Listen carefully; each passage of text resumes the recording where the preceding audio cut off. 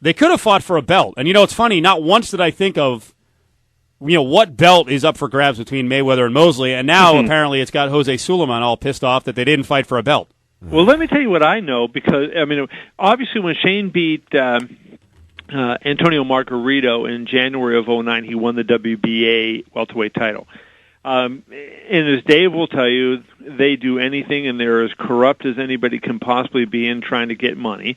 They basically extort fighters. It's incredible what they do. The WBA then named Shane Mosley not the super welterweight champion, but a super champion.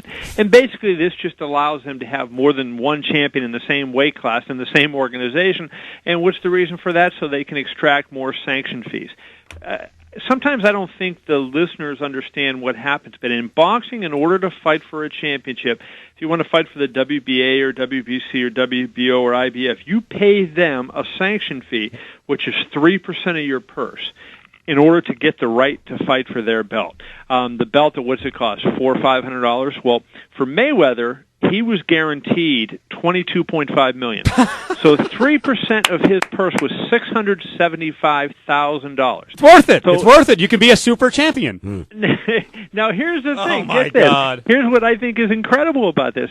Mayweather, if he would have, since he won, if he would have gotten the title, now all of a sudden the WBA is going to try to dictate to him who he fights, and here's the mandatory, and he wants to fight the biggest and the best fights and the ones that are going to pay him the most money, and the WBA is going to try to come up with somebody from Bulgaria that somehow they think moved up the rankings. It's just horrendous.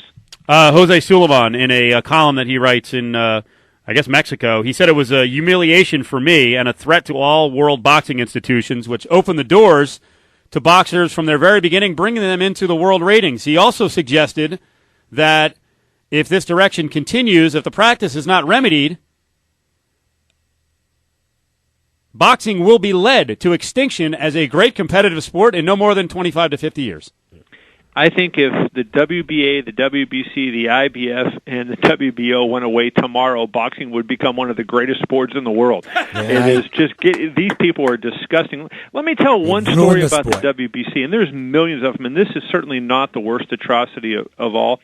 But the night Kelly Pavlik knocked out Jermaine Taylor, Mauricio Sulaiman, who was the son of Jose Sulaiman, the president for life of the WBC, goes into the locker room, and obviously it's an emotional moment for Kelly Pavlik, and the last person he wants to see is this dip, coming in there. He has no interest in seeing him, but, he's a classic kid, and he says hello to him.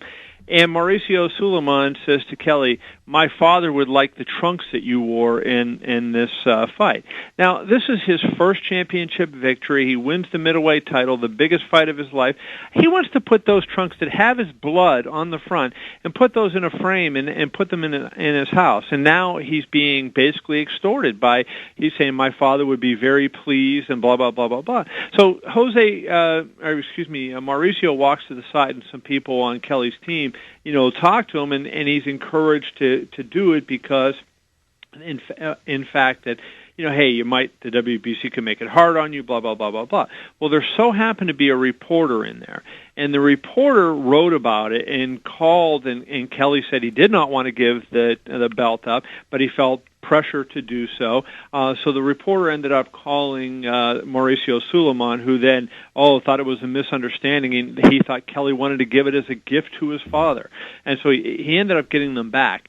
The trunks were, very expensive, worth a lot of money, but this is the kind of thing that they do. They have no regard for the fighters, no regard for what they go through, and they're only into making money for themselves, and I wish they'd go away. They have no regard for boxing.